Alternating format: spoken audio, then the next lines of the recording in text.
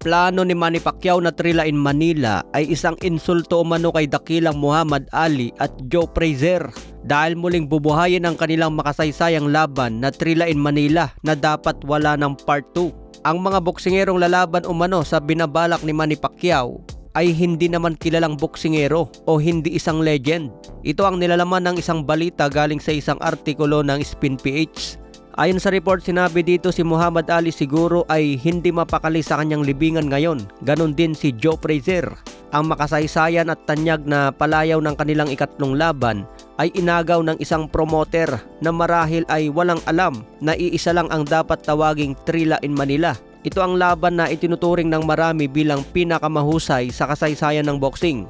Ang paggamit ng tagline na trilain Manila na mismong si Muhammad Ali ang bumuo ay murang paraan ng pagpapakilala sa isang boxing card na ang mga bida ay ang mga magagaan lang o hindi kilala sa buong mundo. Sino itong boksingerong ipapalaban sa ilalim ng pangalang trilain Manila 2? Nagpunta pa si Manny Pacquiao sa Malacanang at nakumbinsi si Pangulong Bongbong Marcos na suportahan ang laban na halatang kulang sa kaalaman tungkol sa kasaysayan ng boxing.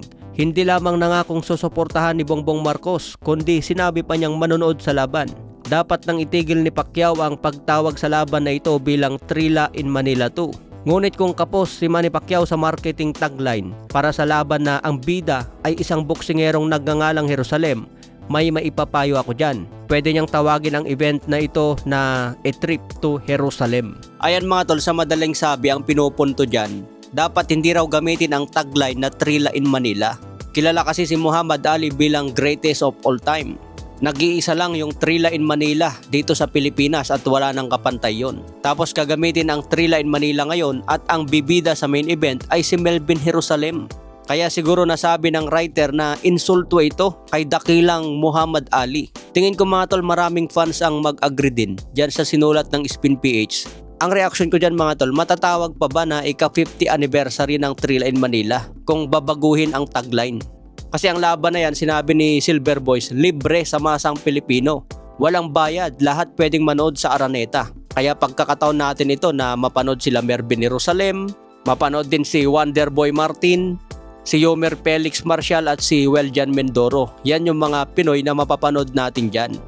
Siyempre pupunta rin sa Pilipinas ang apo ni Muhammad Ali na si Nico Aliwals. Yan yung mga abangan natin na fighters dyan.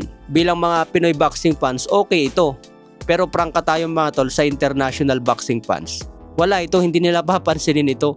So yung ibig sabihin yan, para sa atin lang ito, handog ni Manny Pacquiao para sa mga Filipino fans. Kayong mga tol, ano ang reaction nyo dyan sa ulat ng Spin PH?